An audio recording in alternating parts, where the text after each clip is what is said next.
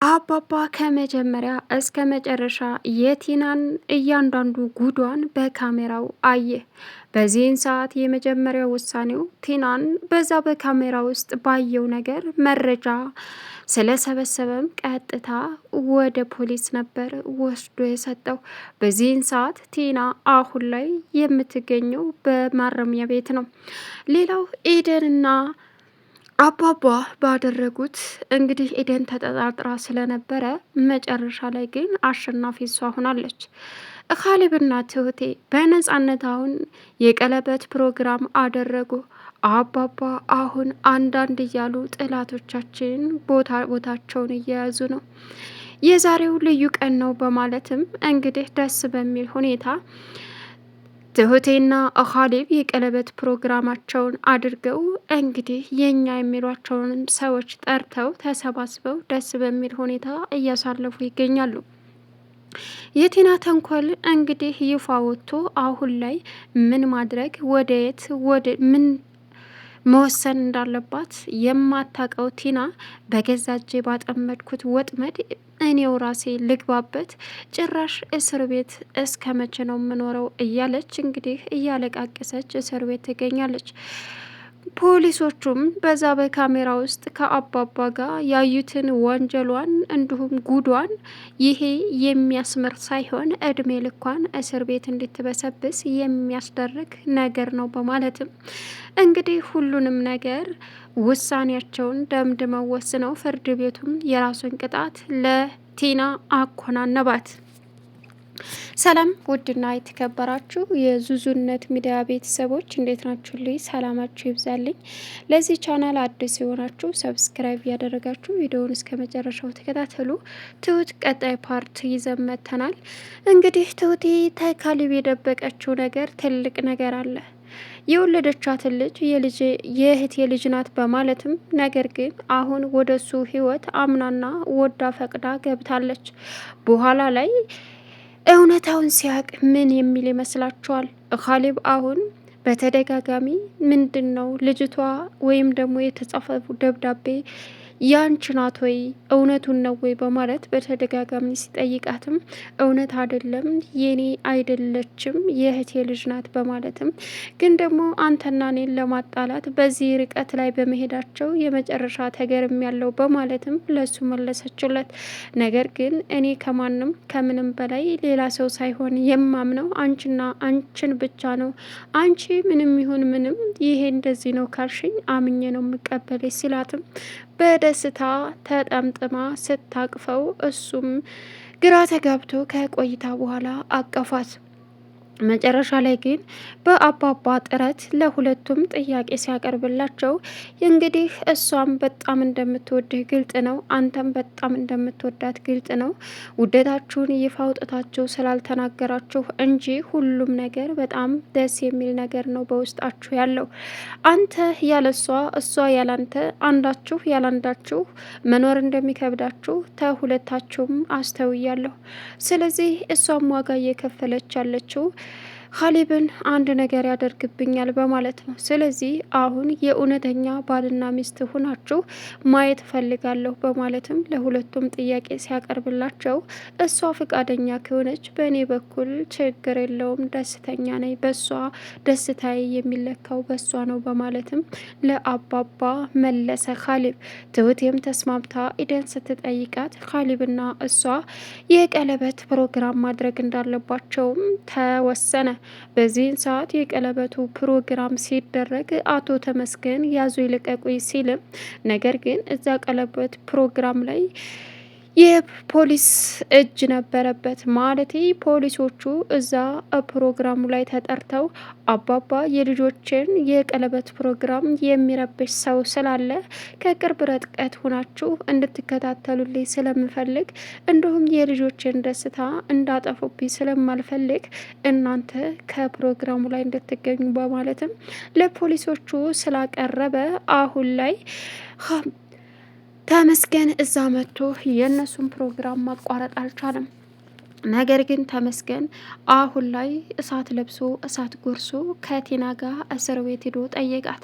ቲና በእርግጥ የተፈጠረው ነገር ሁሉም ነገር እንደተነቃባትና በካሜራ አንተ እዛ ቦታ እንደመጣ ሁሉ የሚያሳይ ካሜራ በደንብ ነው ያ የተረገመ ሽማግሌ እየተቆጣጠረን የነበረው።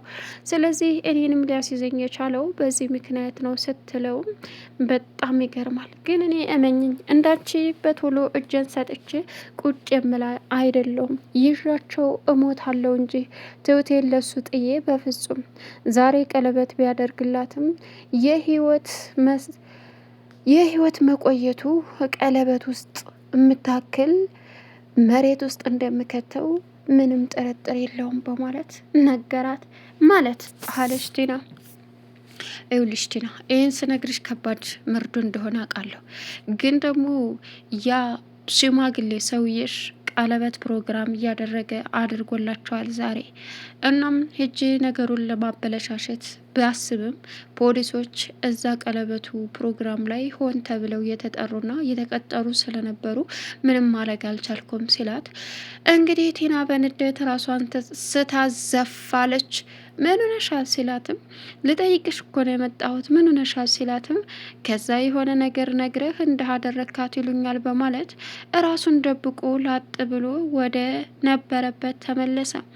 ኤደን በእርግጥ ተመስገን እየተከታተለ ቢያሰቃያትም አሁን ግን አንጀቷ ቅቤ ጠጥቷል። ምክንያቱም ይገባዋል ይቃጠል፣ ማን እንደሆንኩ አሳየዋለሁ፣ እኔም መከታተል ምን ያክል ዋጋ እንደሚያስከፍል ቢያቅ ነው የሚሻለው እያለች ኢደን ካሌብና ትሁቴ በአንድ ጋር ስለሆኑ እንደተበቀለችው እየተሰማት በጣም ደስ ብሏታል።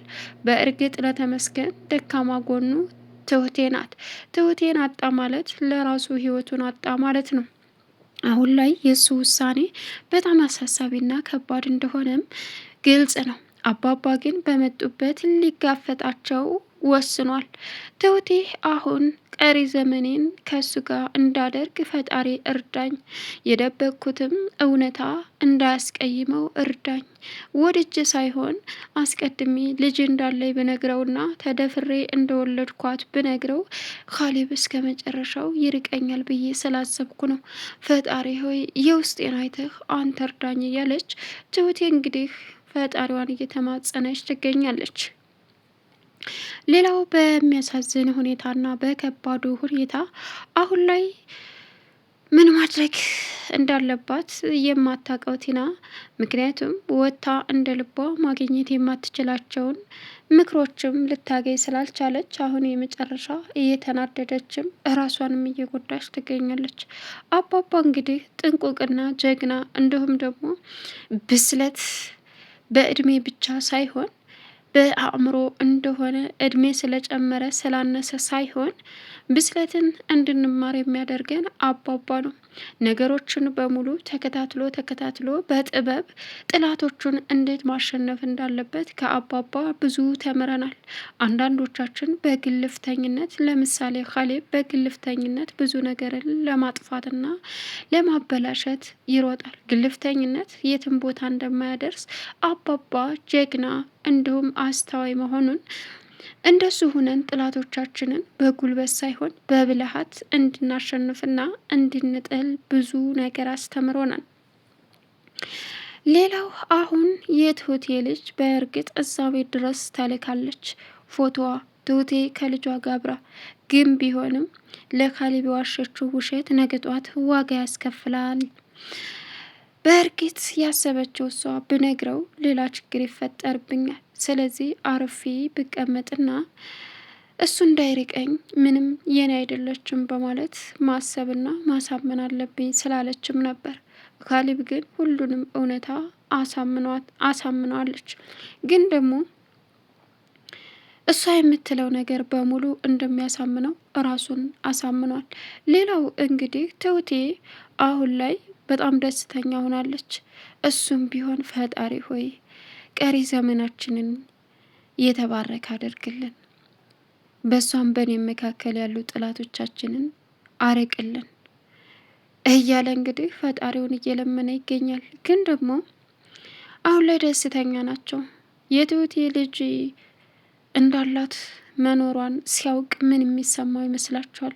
ምክንያቱም በተደጋጋሚ እውነታውን ንገሪ ልጅሽ ናት ወይ እያላት ነበር። እሷም ወደኋላ ተመልሳ ልጇን እንዴት እንደወለደቻት በምን ምክንያት በትዳር ሳይሆን ባልጠበቀችው ሰው በዚሁ በተመስገን ተደፍራ ያለ ፍላጎቷ ነፍሰ ጡር ሆና አርግዛ እንደወለደቻት የሚያመለክት እንደሆነ ምንም ጥርጥር የለውም። ትሁት አሁን የመጨረሻ ልቧ እየተሰበረና ወደፊትም ያቺ እውነት ወጥታ ከካሊብ ጋር እለያያለሁ የሚል በጣም የሚያስፈራ ነገር በውስጧ አድሮባት እየተጨነቀች ትገኛለች። ምንም አለምንም ስጋቷ ካሊብ የደበኩትን ሚስጥር አወቀብኝ እያለች ብዙ ጥረት ታደርጋለች።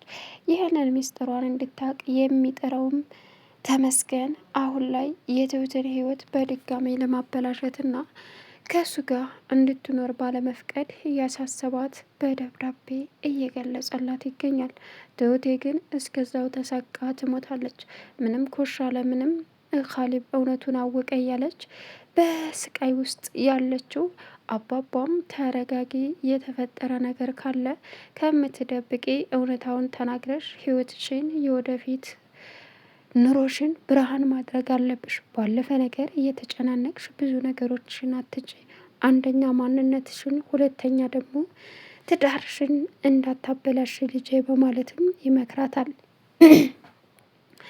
እሷም ቢሆን አውጥቼ ብነግረው እውነቱን ይርቀኛል፣ ለአባባም ብነግረው ልጄን አታለለችው ብሎ እስከ መጨረሻው ይጠላኛል።